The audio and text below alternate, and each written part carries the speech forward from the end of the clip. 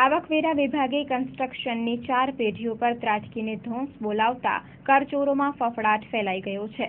ગુરુવારે આદિપુરની 3 અને માધાપરની 1 કન્સ્ટ્રક્શન કંપનીઓ પર આવકવેરા વિભાગે સર્વે હાથ ધર્યું હતું। પ્રાપ્ત વિગતો અનુસાર ગાંધીધામ અને અમદાવાદની આઈટી ટીમો દ્વારા માધાપરની કે સોરઠિયા, આદિપુરની રવજી મંજી સોરઠિયા અને સરસ્વતી કન્સ્ટ્રક્શન ઉપર સર્વેની કામગીરી હાથ ધરી હતી।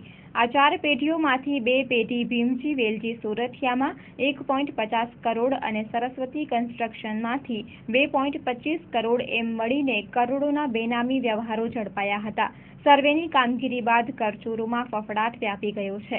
આજે સવારે 4 પેઢીઓમાં સર્ચ ઓપરેશન અને સર્વેની કામગીરી સંકેલાઈ જવા પામી છે, એટલે કે સંપન્ન થવા પામી ગઈ છે અને અન્ય 2 કંપનીઓ રવજી મંજી સોરઠિયા પાસેથી 1.65 કરોડ જ્યારે કે સોરઠિયા માધાપરવાડા પાસેથી 2.50 કરોડના બેનામી વ્યવહારો સામે આવવા પામ્યા છે।